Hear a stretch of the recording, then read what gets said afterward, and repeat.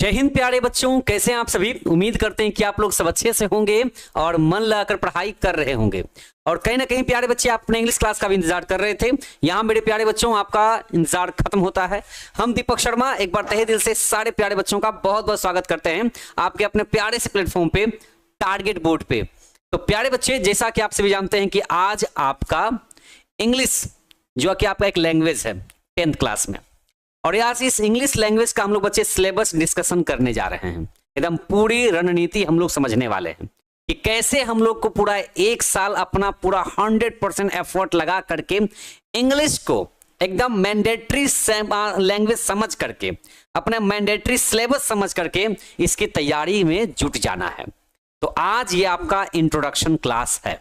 तो आज हम जिन जिन बातों को आपके सामने रखने वाले हैं मेरे बच्चे, आप लोग एकदम बढ़िया तरीके से ध्यान से एकदम सुन करके समझ करके इस बात को इंप्लीमेंट करना है पूरा साल। ठीक है कि आपको हम जैसे जैसे कहेंगे आपको वैसे वैसे अपनी तैयारी में क्या करना है, हमेशा प्रैक्टिस जारी रखना है, इंप्रूवमेंट अपने अंदर हमेशा लाते रहना है। जिन जिन बच्चों ने क्लास 9th में हमसे इंग्लिश पढ़ा होगा उनको यकीन आ गया हो कि हाँ भैया 10th क्लास में भी हमको कुछ एक्स्ट्रा मिलने वाला है इंग्लिश में, है ना।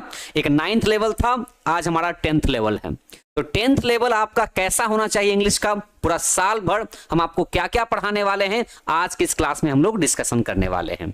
तो सबसे पहले बच्चे आपके मन में एक सवाल होगा, ठीक है, एक क्या बहुत सारे सवाल हो सकते हैं। तो सारे सवालों का जवाब बच्चे आपको बहुत जल्द मिल जाएगा, लेकिन उससे पहले हम चाहते हैं कि आज की इस क्लास को आप लोग एकदम जहां तक हो सके वहां तक शेयर कीजिए, क्योंकि हम चाहते हैं कि जो बिहार बोर्ड के बच्चे हैं ना, जो बिहार बोर्ड के बच्चे हैं जिनको लगता है कि इंग्लिश बहुत भारी भरकम चीज है, बहुत एकदम बहुत बड़ा पहाड़ है, तो उनको हम बता देना चाहते हैं ऐसा कुछ नहीं है।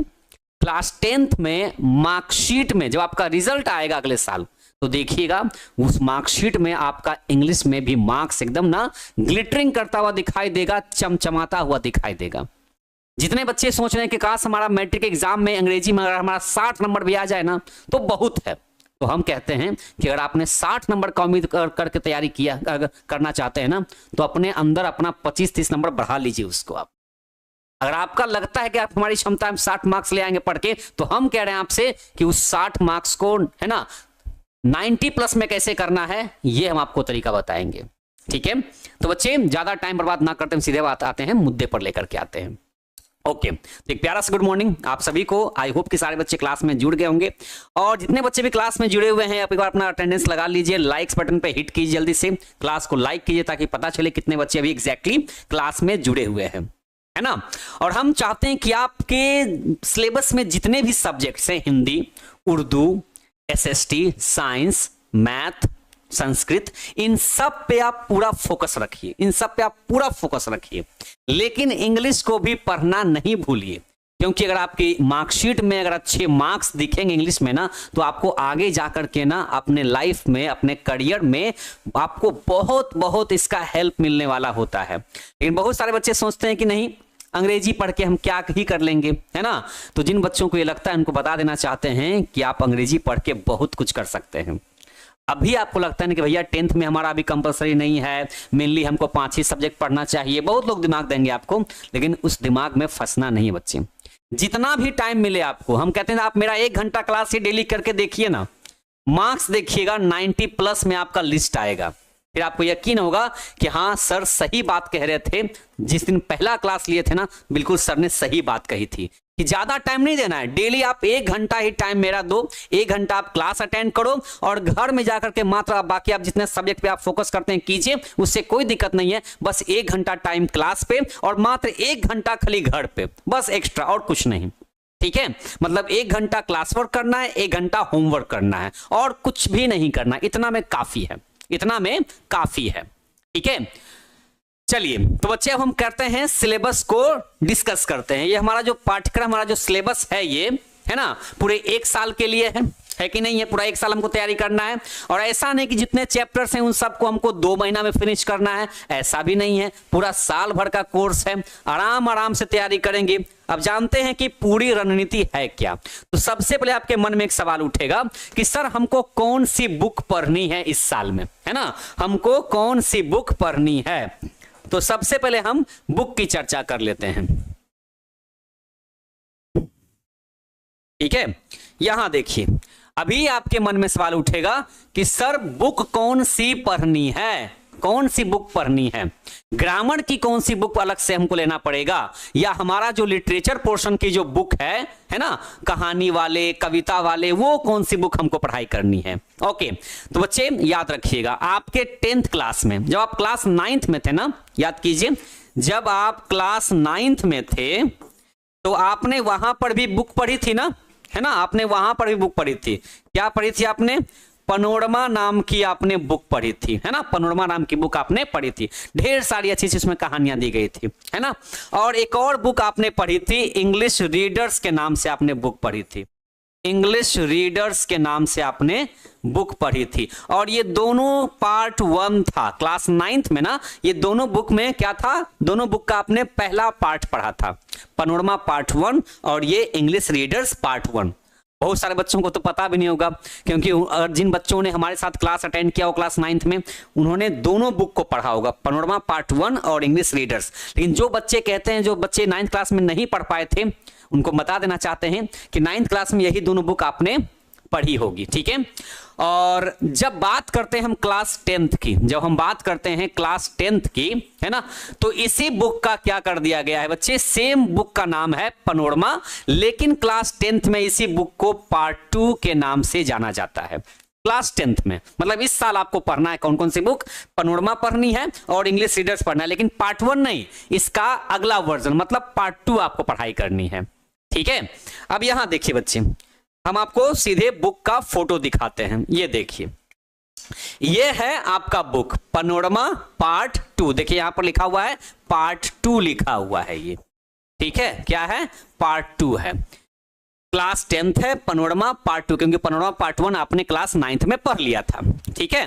चलिए ये बच्चे बुक का देखिए कवर पेज है। अब इस बुक में कोई भी अगर बुक होती है ना, लिटरेचर पोर्शन वाली, चाहे क्लास 9th की हो, 10th की हो, 11th की हो, चाहे वो क्लास 12th की क्यों ना हो, वो बुक को 2 पार्ट में बांटा जाता है, ठीक है ना।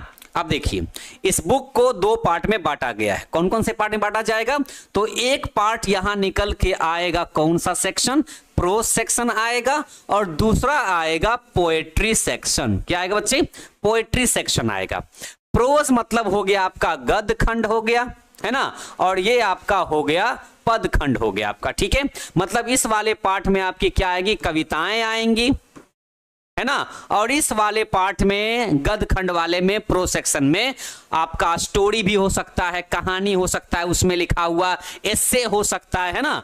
प्रो सेक्शन के अंदर में क्या क्या हो सकता है, तो स्टोरी भी हो सकती है, एस्से भी हो सकता है ना, कोई नाटक भी हो सकता है ना, प्ले को ही ड्रामा कहते हैं, प्ले बोलिए चाहे ड्रामा कहिए, कोई नाटक भी हो सकता है, कोई भाषण भी हो सकता है ना, क्या हो सकता है, स्पीच हो सकता है, भाषण हो सकता है। लेकिन पोएट्री सेक्शन में सिर्फ और सिर्फ क्या होंगे, तो सिर्फ और सिर्फ पोएम्स होंगे, कविताएं होंगे। तो किसी भी बुक को ना 2 पार्ट में बांटा जाता है। तो पनोरमा पार्ट 2 जो इस साल आपको पढ़ाई करनी है बच्चे, इसमें 2 पार्ट तोड़ा गया है, प्रोज सेक्शन, पोएट्री सेक्शन। अब जब बात करते हैं प्रोज सेक्शन में टोटल कितने चैप्टर्स हैं, है ना, सवाल उठेगा कि टोटल कितने चैप्टर्स हैं और कौन कौन से चैप्टर्स है, भी आपको हम दिखा देते हैं। और पोएट्री में टोटल कितने पोएम्स हैं, टोटल नंबर ऑफ पोएम्स कितने हैं, ठीक है, टोटल कितने पोएम्स हैं। तो बच्चे ये रहा, देखिए पनोरमा पार्ट 2 बुक में एक साइड में जो प्रोज सेक्शन दिखाई देगा, तो प्रोज सेक्शन में आपको टोटल 8 चैप्टर्स पढ़ने हैं। टोटल कितने चैप्टर्स, 8 ही चैप्टर्स पढ़ने हैं, ज्यादा बड़ा सिलेबस नहीं है, छोटा सा अपना सिलेबस है, समझ गए ना। और बहुत अच्छी चीज में कहानियां दी गई हैं, एकदम इमोशनल करने वाली भी कहानी इसमें आपको दिखाई देने वाला है, मतलब बहुत ज्यादा लर्निंग्स वाले चैप्टर्स हैं ये, समझ गए ना। इसमें आपको स्पीच भी दिखाई देगा, भाषण भी दिखाई देगा इसमें, समझ गए। जैसे आपने फर्स्ट चैप्टर देखा द पेस फॉर लिविंग, ये जो आपका पहला चैप्टर है ना, ये आरसी हचिंसन साहब के द्वारा लिखा गया है, मस्त चैप्टर है ये भी। Me and the ecology bit, इसमें जिम नाम का लड़का वाला चैप्टर है ये, ठीक है, जिनको लिखा है जॉन लेग्जो साहब ने लिखा है। गिल्लू चैप्टर, अपनी फेमस राइटर जो महादेवी वर्मा जी हैं, उनका चैप्टर लिखा हुआ है, वो गिलहरी वाला चैप्टर गिल्लू, ठीक है, आपके दीदी भैया ने पढ़ा होगा, पूछेगा, बताएंगे इसके बारे में कि गिल्लू कैसा चैप्टर था। बड़ा ही इमोशनल चैप्टर था, मतलब सारे चैप्टर्स को पढ़ के ना मजा आने वाला है आपको इस साल। 9th में आपने जितनी स्टोरीज पढ़ी थी ना, 10th में भी उतने सारे स्टोरीज भी हैं और बहुत ही इंटरेस्टिंग स्टोरीज में भी लिखा गया है। ठीक है, यहां देखिए बच्चे, गिल्लू हो गया, what is wrong with Indian films हो गया, एक्सेप्टेंस स्पीच हो गया, वंस अपॉन अ टाइम हो गया, the unity of Indian culture हो गया, little girls visor then man, Leo Tolstoy का चैप्टर लिखा हुआ है ये। तो ये प्रोज सेक्शन में टोटल हमें 8 चैप्टर्स पढ़ लेना है। ओके, ये तो प्रोज सेक्शन का हो गया, मतलब गद खंड वाला हो गया, है ना। चलिए आगे बढ़ जाते हैं। अब उसी पनोरमा पार्ट 2 बुक में पोएट्री सेक्शन, मतलब कविता वाले पार्ट में टोटल हमको देखना है कि टोटल कितनी कविताएं हैं, टोटल नंबर्स ऑफ पोएम कितने हैं, है ना। तो भैया इसमें भी आपका टोटल कितने हैं, 8 ही हैं, मतलब 8, इससे ज्यादा नहीं। 8 तो 8 ही हैं। जैसे कि फर्स्ट पोएम आपका है God made the country and man made the town, है ना। Ode on solitude, polythene bag, Durga Prasad Panda ji के द्वारा लिखा गया है। थिनर देन अ क्रिसेंट, है ना, thinner than a Christian, Vidyapati ji के द्वारा लिखा गया है। दी एम्प्टी हार्ट, पेड़िया समित थुरन जी का लिखा गया है, ये एक तमिल पोएम है। ओके, कोयल पूरन सिंह का लिखा हुआ द स्लीपिंग पॉटर, लक्ष्मी प्रसाद देवकोटा जी का लिखा हुआ है मार्था, है ना, मार्था वॉल्टर डेलामेयर साहब का लिखा गया है। तो बहुत अच्छी चीज आपको इसमें कविताएं दी गई हैं जो बहुत लर्निंग्स आपको देने वाला है, बहुत बड़ी सीख आपको देने वाला है, समझ गए ना। तो हर चैप्टर को आपको हम एकदम बेसिक लेवल से पढ़ाएंगे, समझ गए, समझा समझा के आपको पढ़ाएंगे। और जिन बच्चों के मन में सवाल उठ रहा है कि सर बुक से क्वेश्चन ज्यादा आता है कि ग्रामर से क्वेश्चन ज्यादा आता है, क्योंकि ग्रामर भी तो सिलेबस में है ना, तो बच्चे याद रखिएगा ज्यादा क्वेश्चन आपको बुक से ही पूछा जाता है। तो जब भी लिटरेचर वाला क्लास जब चलेगा ना, तो क्लास को स्किप नहीं करना है बच्चे, एकदम छोड़ के नहीं जाना है, क्योंकि अगर आपने बुक पर ही ज्यादा ध्यान दे दिया ना, तो ग्रामर का क्वेश्चन अगर नहीं भी बनाइएगा एग्जाम में ना, थोड़ा बहुत ही बनाएगा, एकदम थोड़ा सा इतू सा बनाइएगा ना, तो भी आपके मार्क्स, पता है मार्कशीट में जब रिजल्ट निकलेगा ना, एकदम चमचमाता हुआ दिखाई देगा। समझिए कि 80 की तो कोई बात ही नहीं है। 80 तो भाई आपने थोड़ा बहुत भी अगर ध्यान दिया, आपने अपना अगर थोड़ा बहुत भी ध्यान लगा दिया हमारे साथ डेली 1 घंटा, तो 80 प्लस तो निश्चित है। 80 तो एकदम कोई रोकने वाला नहीं है आपका। लेकिन अगर थोड़ा सा और ज्यादा ध्यान दे दिया, थोड़ा सा और ज्यादा अपने तरफ से एफर्ट लगा दिया, तो 90 प्लस आने से कोई रोक भी नहीं सकता है आपको। ओके, बशर्ते कि थोड़ा ध्यान आपको देना पड़ेगा। ओके, तो जिनके मन में डाउट था कि हमारा नंबर 60 आ जाए तो काफी है, 55 आ जाए तो काफी है, नहीं, 80 प्लस तो भाई निश्चित है, आना ही आना है। आप टारगेट बोर्ड में आ गए हैं, तैयारी कर रहे हैं, डेली अपना 1 घंटा दे रहे हैं, तो 80 प्लस से नीचे नंबर आने की कोई बात ही नहीं है, एकदम आएगा ही नहीं। समझे बच्चे। अब यहां देखिए, लेकिन ग्रामर ऐसा नहीं है कि भैया इसे सारा क्वेश्चन बना देंगे तो ग्रामर नहीं पढ़ना चाहिए, ऐसा नहीं है। ग्रामर आपको बहुत सपोर्ट करने वाला है, बहुत सपोर्ट करने वाला है, अभी उसकी चर्चा हम करने वाले हैं। तो बच्चे आपने ये समझा ना कि पनोरमा पार्ट 2 जो बुक है उसमें 8 चैप्टर आपको गद्य खंड वाला पढ़ना है, प्रोज सेक्शन वाला पढ़ना है, और 8 चैप्टर्स आपको कविता वाला पढ़ना है। मतलब टोटल 8 ही पोएम्स है, 8 ही कविताएं हैं। ओके, और कविता बहुत बड़ी बड़ी कविता नहीं है, छोटी छोटी कविता, एकदम छोटी छोटी कविता, समझ गए ना। तो आराम से अगर एक चैप्टर में हम, ऐसा नहीं कि एक चैप्टर एक ही दिन में खत्म कर देंगे जल्दबाजी में, नहीं, आराम से 2 से 3 दिन का टाइम लेकर के चैप्टर को खत्म करेंगे, क्योंकि लगभग क्वेश्चन जो आपके बच्चे वो सब इसके अंदर से पूछे जाएंगे। तो अगर आपने कहानी को समझा, कविता को समझा, उसके ऑब्जेक्टिव क्वेश्चंस को, तो भाई ऑब्जेक्टिव क्वेश्चन तो हम क्लास में ही याद करा देंगे, एकदम क्लास करते करते आपको ऑब्जेक्टिव क्वेश्चन पे पकड़ हो जाएगा, समझ गए ना। तो ये हो गया पनोरमा पार्ट 2 बुक का प्रोज सेक्शन और पोएट्री सेक्शन। अब बात करते हैं बच्चे एक और बुक की। एक तो बुक हमारी हो गई पनोरमा पार्ट 2, दूसरी जो बुक है ना बाबू, दूसरी बुक का नाम है इंग्लिश रीडर्स पार्ट 2। आप कहेंगे पार्ट 1 कहां गया, तो पार्ट 1 तो क्लास 9th में आपने पढ़ लिया, तो भाई आप 10th में आ गए हैं। तो 10th में इंग्लिश रीडर्स पार्ट 2 नाम की एक बुक है, एकदम सेम देखिए कवर पे जैसे रहेगा, ब्लू ब्लू रहेगा, समझ गए, यही ब्लू वाला कवर पेज रहेगा बुक का। यहां देखिए लिखा हुआ है पनोरमा, यहां देखिए इंग्लिश रीडर्स पार्ट 2 लिखा हुआ है, क्लास 10th है ये पतली सी किताब होती है। पनोरमा पार्ट 2 तो कम से कम इतना मोटा भी होगा, बट ये तो एकदम इतनी पतली सी, एकदम इतनी पतली सी, एकदम लगेगा कि इसमें जान ही नहीं है, लेकिन कहानी जो उसके अंदर में है ना, उसमें बहुत ज्यादा जान है। किताब लाइन कहा गया है कि नेवर जज a book by its cover, है ना, बाय इट्स थिकनेस, समझ गए ना। तो किसी भी किताब को उसके कवर पेज देख करके, चाहे उसका वजन देख करके, चाहे उसका पतला, उसका है ना लेंथ देख करके, उसका चौड़ाई देख करके कभी जज नहीं करना चाहिए। ये देखने में एकदम पतली सी किताब है, एकदम इतनी पतली सी किताब है, लेकिन इसके अंदर बच्चे जो चैप्टर्स है ना बहुत बढ़िया लिखा गया है, बहुत ही बढ़िया लिखा गया है। मतलब बहुत ज्यादा सीख देने वाले चैप्टर से सबके सब है। जब आप पढ़ोगे ना तो आपको इस बात का रियलाइजेशन हो जाएगा, एहसास होगा आपको कि हाँ वाकई इस बुक में भी दम है।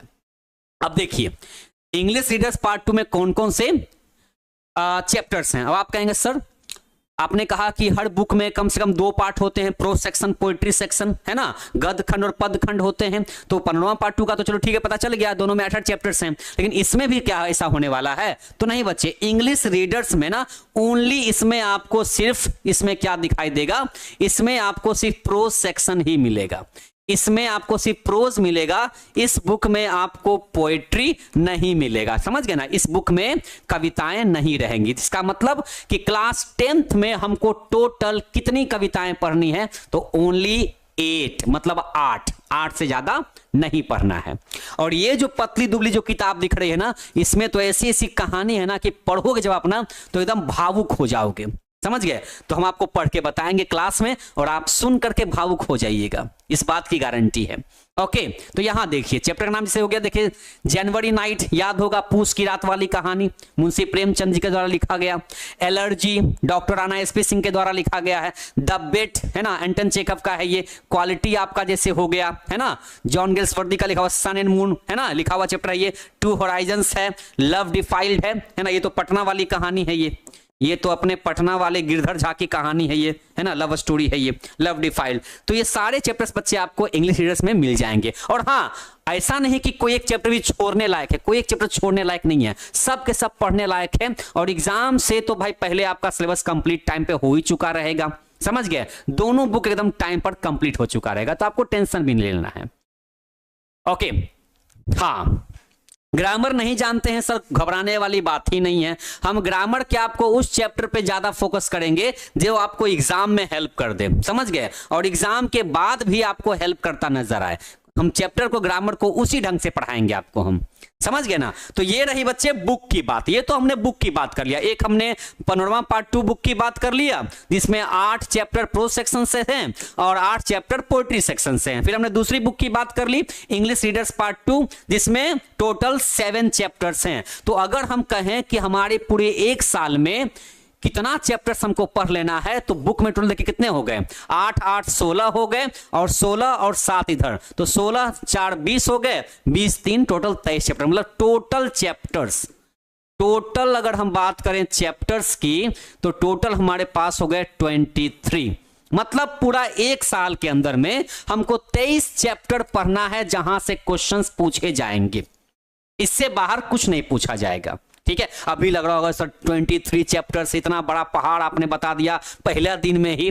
तो बच्चे जो सच्चाई है वो तो जानना जरूरी है, लेकिन 23 चैप्टर को एक दिन में थोड़ी कंप्लीट करना है। हमारा कौन सा एग्जाम अभी परसों हमको देना है, परसों हमारा एग्जाम थोड़ी है ना।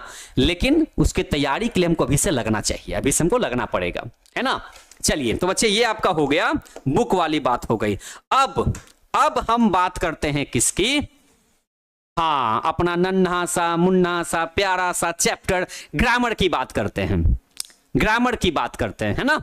चलिए, अब ग्रामर की जैसी बात करते हैं तो ये जो बाबू है इसका मुंह देखो लटक गया, है ना। ये हो गई बेचारी नाराज कि बुक तक तो चलो ठीक भी था, कहानी पढ़ेंगे, ऑब्जेक्टिव याद कर लेंगे, एग्जाम में टिक आउट लगा देंगे। लेकिन जैसे ही भाई ग्रामर की बात करते हैं किसी भी क्लास में, तो बच्चों का चेहरा थोड़ा सा ऐसा हो जाता है पहली बार जब बात करते हैं तो, फिर, है ना। लेकिन बच्चे आपके इस फेस को स्माइली वाला फेस बनाने का काम हमको करना आता है। ग्रामर की बात करेंगे अगर हम, तो भले आपका शुरुआत में फेस ऐसा दिख सकता है ना, लेकिन यही फेस देखिएगा कुछ ही दिन में आपका ऐसा दिखना शुरू हो जाएगा, बिल्कुल ऐसा दिखना शुरू हो जाएगा। जिस दिन आपको पहला चैप्टर पढ़ाएंगे ग्रामर का, आपको लगेगा अरे ऐसा तो कुछ भाई लोगों ने खाली हवा बना दिया था कि ग्रामर इतना भारी भरकम है, ऐसा तो कुछ है ही नहीं। और जो बच्चे 9th क्लास में हमसे ग्रामर पढ़े हैं पूरा साल भर, उनको इस बात का एहसास 9th क्लास में ही हो गया था कि ग्रामर उतना भी टफ नहीं है जितना लोगों ने बना दिया है इसको, है ना। इंग्लिश में आंसर लिखना, हम सबकी बात करते हैं बच्चे, अभी हम सबकी बात करने वाले हैं कि कैसे हमको तैयारी करनी है ना। चलिए तो ऐसा करते हैं, ये देखिए ग्रामर की बात करते हैं। ये बताइए ग्रामर में हमने क्या सोचा है आपके क्लास 10th के लिए, हमारा क्या स्ट्रेटजी है, रणनीति आपके लिए इस साल पूरा सुनिए। एक कॉमन सी बच्चे समस्या होती है ना क्लास 10th में, कॉमन सी समस्या क्या होती है सर, ऑब्जेक्टिव क्वेश्चन तो सर बना लेंगे सर, उसमें दिक्कत नहीं है, उसमें तो 50 में 50 ले आएंगे, लेकिन सर बात रही सब्जेक्टिव की, है ना। आप देखिए, ये देखिए बच्चे आपका हो गया एग्जाम, मान लेते हैं आपका एग्जाम है। देखिए एग्जाम को 2 पार्ट में बांटा जाता है, आप जानते ही हैं, है ना। एक वाला पार्ट हो गया ऑब्जेक्टिव और दूसरा वाला पार्ट आपका हो गया सब्जेक्टिव, मतलब डिस्क्रिप्टिव। ऑब्जेक्टिव और सब्जेक्टिव हो गया। ऑब्जेक्टिव में खाली क्या करना रहता है, ऑब्जेक्टिव में खाली ऐसे गोल गोल गोल गोल करना रहता है, मतलब 4 ऑप्शन दिया हुआ है A B C D, और जो आंसर लग गया उस पर गोल गोल कर देंगे। ये तो आसान हो गया, तो याद हो गया तो बना दिए। लेकिन सब्जेक्टिव वाले पार्ट में क्या होता है, राइटिंग करना पड़ता है, लिखना पड़ता है। क्या करना पड़ता है, लिखना पड़ता है, हमें हर चीज को बताना पड़ता है।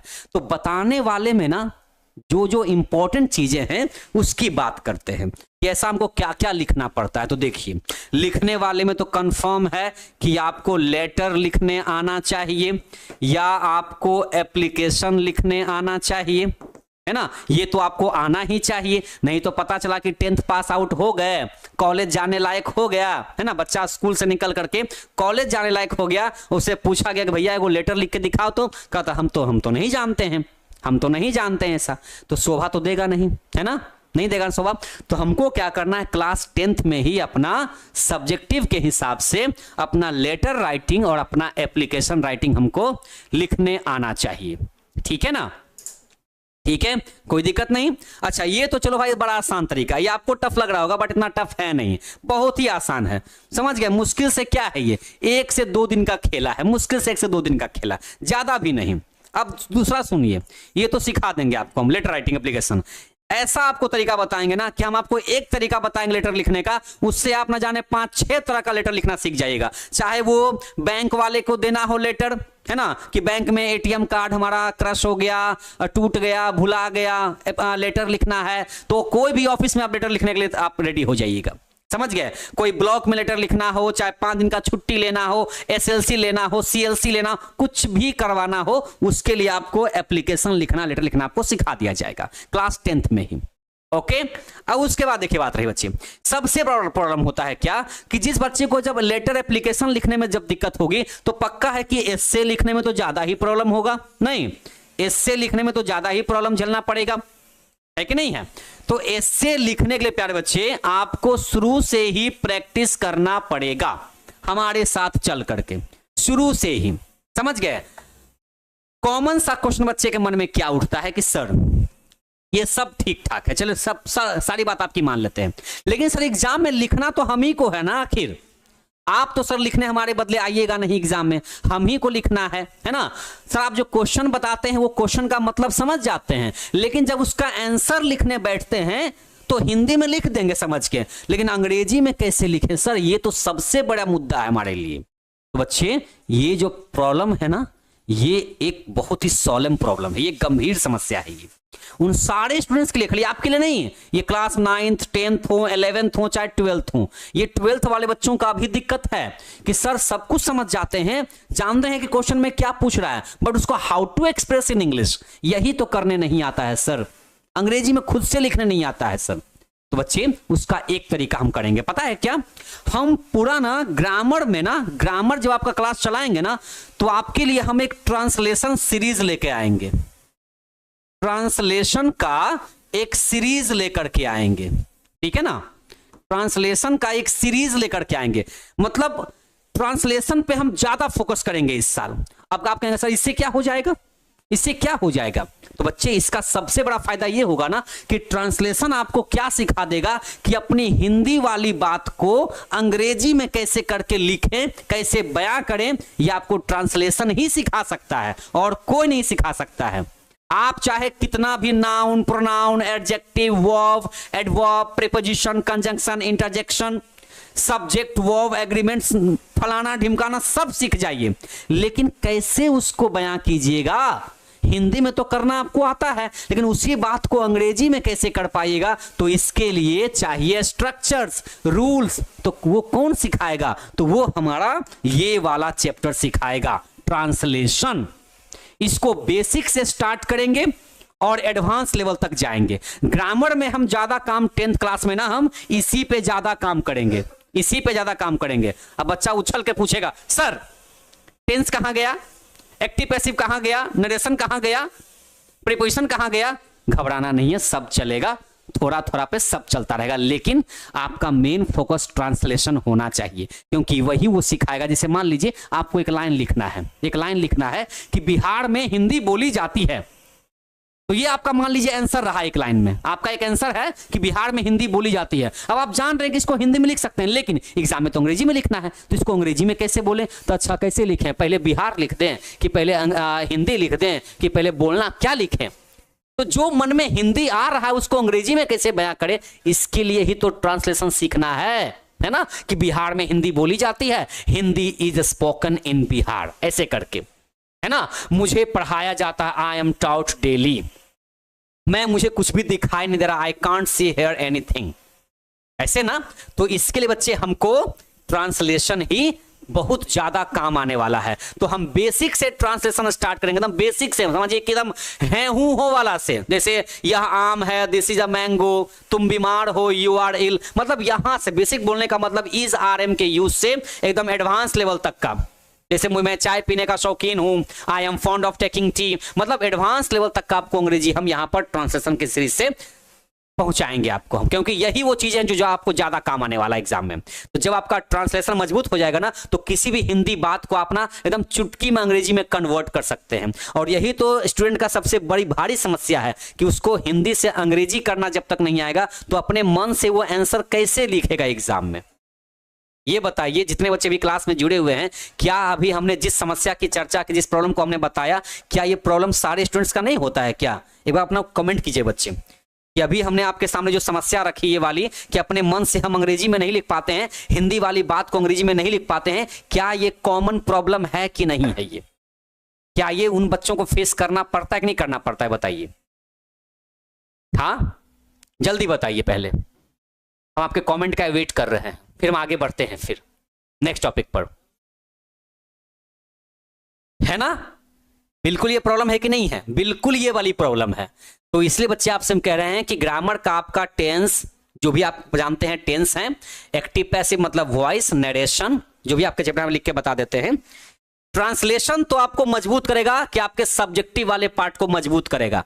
ट्रांसलेशन मजबूत रहेगा तो लेटर, एप्लीकेशन, एसे, पैराग्राफ, ये सब बनाना सीख जाइएगा आप, ये सब समझिए। लेकिन ग्रामर भी हमको सीखना है, इस बात को भूलना नहीं है। तो ग्रामर वाले पोर्शन में जैसे मान लीजिए किताब से क्वेश्चन पूछा गया है ना, किताब के कहानी से क्वेश्चन पूछा गया और वो दिमाग से निकल गया, स्लाइड हो गया, याद किए थे लेकिन दिमाग से निकल जाता है एग्जाम में ना। एग्जाम में ऐसा जगह होता है, एग्जाम दिमाग से निकल ही जाता है। तो हम क्या करेंगे कि अगर 2-4 क्वेश्चन मान लो गड़बड़ा गया, किताब वाला नहीं याद रहा, तो क्या करेंगे? फट से ग्रामर का क्वेश्चन देख लेंगे। ग्रामर भी तो हमारा रेडी रहेगा ना, साल भर में हमारा ग्रामर भी तैयार रहेगा। तो हम भाई पीछे क्यों हटे, 1 नंबर भी हमारा पीछे क्यों हो भाई, है ना। 50 में 50 ऑब्जेक्टिव सही होना चाहिए हमारा। ट्रांसलेशन बनाने आएगा तो सब्जेक्टिव में ट्रांसलेशन भी बना लेंगे आराम से, हमको कोई दिक्कत नहीं है ना। अब यहां देखिए बच्चे, तो ग्रामर वाले पार्ट में क्या क्या पढ़ना है, तो सबसे पहले हम आपको स्टार्ट करेंगे कौन से चैप्टर से? तो ये देखिए, आर्टिकल आपको पढ़ना है, मतलब ए और एन, है ना, एंड द, ये वाला आपको सीखना है, कहां ए लगता है, कहां एन लगता है, कहां द लगता है।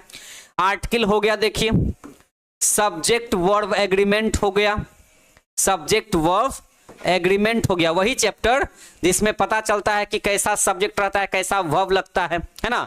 आई के साथ एम लगता है कि ही के साथ इज लगता है कि यू के साथ आर लगता है कि इज लगता है, ये सिखाएगा कौन आपको? सब्जेक्ट वर्ब एग्रीमेंट चैप्टर, जो कि बहुत ज्यादा इंपॉर्टेंट है।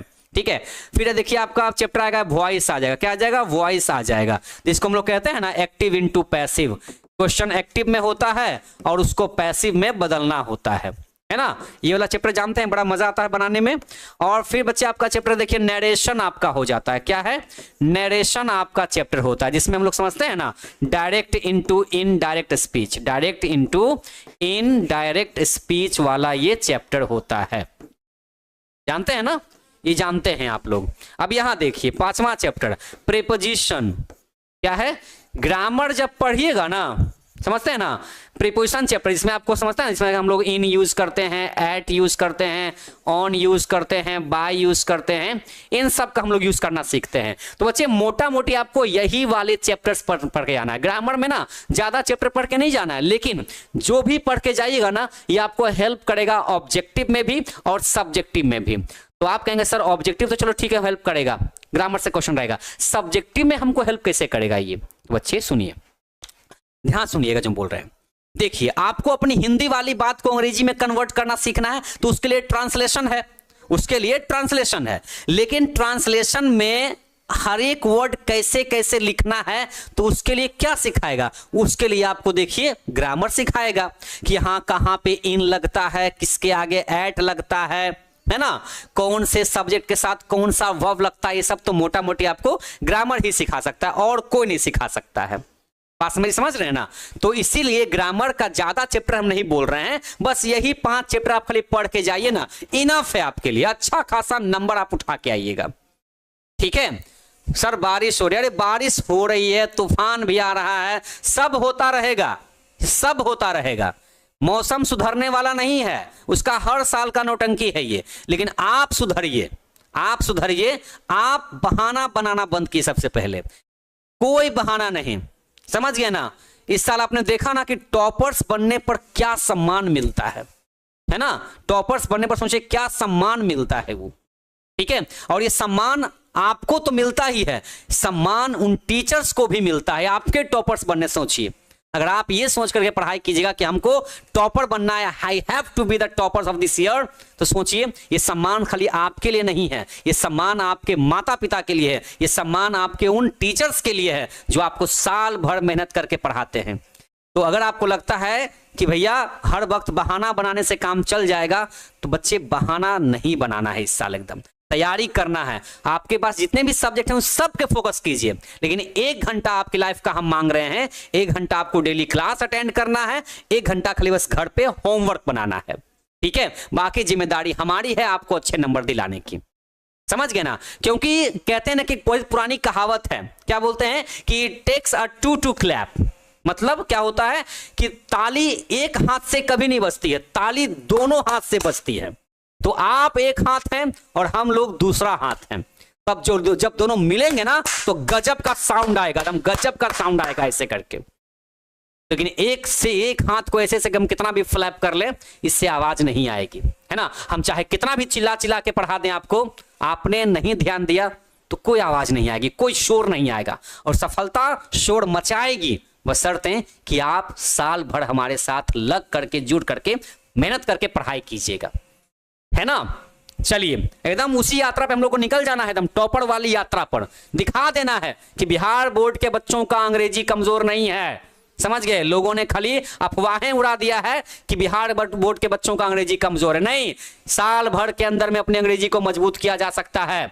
और एक दिन ऐसा लगेगा कि हमारे मार्कशीट पर भी जो अंग्रेजी जो सबसे नीचे में लिखा रहता है मार्कशीट पर ना, नंबर उसका जो चढ़ा होता है उसमें देखिएगा डी लगना चाहिए, डी डिस्टिंक्शन लगना चाहिए, उसमें 80+ नंबर हमेशा होना चाहिए उसमें। तो लगना चाहिए कि भाई हमने बाकी सब्जेक्ट के साथ में ना हमने अंग्रेजी का साथ नहीं छोड़ा था। क्यों छोड़ेंगे भैया, जब आगे हमको पता है कि अंग्रेजी का इतना बोलवाला आगे होने वाला, इतना बोलवाला होने वाला है, एकदम धूम मचने वाला आगे अंग्रेजी को लेकर के, तो फिर हम इसको क्यों छोड़ दें, हम क्यों छोड़ दें। क्या हमारी इतनी कैपेसिटी है, क्या हमारी इतनी ही क्षमता है हमारे अंदर में कि हम 1 घंटा अंग्रेजी के लिए निकाल नहीं सकते हैं? बिल्कुल निकालेंगे, बिल्कुल पढ़ेंगे, चैप्टर्स को पढ़ेंगे, ग्रामर्स को पढ़ेंगे, सब कुछ को पढ़ेंगे। जितना हमारी कैपेसिटी है उतना हम लगाएंगे, झोंकेंगे अपने आप को हम, समझ गए। हाँ, इंग्लिश का नोट्स भी मिलेगा, इंग्लिश का भाई क्यों नहीं मिलेगा नोट्स, एकदम नोट्स भी मिलेगा आपको, टाइम पर बिल्कुल नोट्स मिलेगा। यहां तक कि आपको बच्चे याद रखिएगा जो भी आपके चैप्टर्स पढ़ाए जाएंगे इन सब का पैनल पीडीएफ भी जाएगा। जैसे आज क्लास में हमने 5 स्लाइड पढ़ा दिया यहाँ पर, तो तुरंत आपके पास 5 स्लाइड चल जाएगा, आप उसको नोट कर लीजिएगा। उसके बाद हर चैप्टर का एकदम बड़ी सुंदरता के साथ मतलब ब्यूटीफुली आपके पास ना एक A4 साइज नोट्स बना के भेजा जाएगा। आप चाहें तो उसको प्रिंट आउट भी निकाल सकते हैं, समझ गए। तो हर कुछ देखिए हम लोग इतना मेहनत आपके लिए करने के लिए तैयार हैं, बशर्ते कि आर यू रेडी, बशर्ते कि आर यू रेडी, है ना। अब आप कहेंगे सर ग्रामर में क्या इतना ही चैप्टर है? नहीं बच्चे, चैप्टर तो बहुत सारे हैं, लेकिन फिलहाल आपको इतना पढ़ना है, फिलहाल आपको इतना पढ़ लीजिएगा ना तो इनफ है आपके इस साल के लिए, ठीक है। चलिए तो बच्चे अब हम आपसे पूछना चाहते हैं कि आर यू रेडी? बताइए जल्दी बच्चे। हाँ, आर यू रेडी? नहीं बच्चे, बुक चेंज नहीं हुआ है, बुक आपका वही है, पैनोरमा पार्ट 2 और English readers part 2। So how many students are ready for this year? इस साल के लिए कितने बच्चे भाई एकदम रेडी हैं, तैयार हैं कि यस सर हमको तैयारी करनी है, अंग्रेजी का भी तैयारी करना है हमको, और इसको बिल्कुल लाइटली नहीं लेंगे। एकदम आज एकदम प्लेज लीजिए अपने आप में कि I pledge myself, I won't take it lightly. मैं इसको हल्के में बिल्कुल नहीं लूंगा। साल भर अंग्रेजी को जैसे पढ़ाया जाएगा वैसे मैं पढ़ूंगा, ओके, बिल्कुल पढ़ूंगा। Yes sir I am ready. चलिए बहुत बढ़िया, यही जुनून दिखना चाहिए भाई सालों भर। आज एक दिन की बात नहीं है, क्योंकि आप स्टूडेंट हैं, आप बलून नहीं है, आप स्टूडेंट हैं, आप गुब्बारा नहीं है कि एक बार हमने हवा भर दिया उसके बाद धीरे से करके निकल जाएगा, वह नहीं है। आप बलून नहीं है, you are not balloons, you are not balloons, आप बलून्स नहीं है, आप गुब्बारे नहीं है, आप स्टूडेंट्स हैं। आपके अंदर जोश जैसा आज दिख रहा है ना, यही जोश आपको साल भर दिखना चाहिए। एकदम जुनून, जुनून जगा के सीने में जो चला हूं अपने मंजिल की ओर, फिर नजर ना आए पांव के छाले और तरस ना आए खुद की ओर। एकदम तरस नहीं खाना है ना। तो जुनून जगा के सीने में जो चला हूं अपने मंजिल की ओर, फिर नजर ना आए पांव के छाले और तरस ना आए खुद की ओर। ढाल बना के दुखों को किस्मत से लड़ता जाऊंगा, और वो दिन दूर नहीं जब अपनी जीत का परचम लहराऊंगा। और इस साल परचम लहरा देना है। आपने देखा होगा बिहार बोर्ड ऑफिस के सामने एक बच्चा ऐसा हुआ था ना, बच्चे तो बहुत सारे मिलने आए थे प्रिंस सर से, एक बच्चा ऐसा मिलने आया था ना जिसके जूते फटे हुए थे। और पता है वो जूते कोई स्पोर्ट्स शूज नहीं थे, कोई फॉर्मल एक मतलब स्कूल वाला जूता था, एक स्कूल वाला जूता था ब्लैक कलर का, और जूते में 3-4 जगह छेद थे बड़े बड़े, बट उसने वो जूता ही पहन के आया। इतने अच्छे मार्क्स वो बच्चा लाया था ना, उसके सामने ना, उसके मार्क्स के आगे ना वो फटे हुए जूते भी बेकार लग रहे थे एकदम उसके मार्क्स के आगे। और यूं कहें तो वो उसी कपड़े में, उसी फटे हुए कपड़े में, उसी फटे हुए जूते में ना एकदम चमचमा रहा था वो बच्चा। पता है क्यों? क्योंकि उसने मेहनत नहीं करना छोड़ा था। न जाने पता नहीं कैसे कैसे सिचुएशन को उसने ये फेस किया होगा अपने लाइफ में, वो ये पूरा 1 साल पढ़ाई के लिए, लेकिन वही मेहनत, वही लगन उसको टॉपर्स वेरिफिकेशन में पटना उसको पहुंचा दिया। तो इस साल हो सकता है कि आपके साथ भी बहुत सारी चीजें आपके अकॉर्डिंग ना हो। कभी कभी ऐसा हो सकता है कि घर में पैसों की बहुत तंगी आ जाए, पेन खरीदने का भी पैसा कभी ना रह पाए, लेकिन पढ़ाई का साथ नहीं छोड़ना है।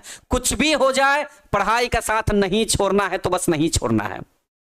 एक दिन भूखे सोना पड़ जाए चलेगा, एक दिन भूखे सोना पड़ जाए चलेगा, लेकिन एक दिन बिना पढ़े रह जाए ऐसा नहीं होना चाहिए। एक भी सब्जेक्ट, एक भी घंटा क्लास नहीं छूटना चाहिए, पूरा का पूरा साल। फिर देखिएगा जब टॉपर्स बन के निकलिएगा ना, तो माँ बाप की आंखों में ना जो आंसू होंगे ना, उस आंसू की कोई कीमत नहीं लगा सकता है कोई।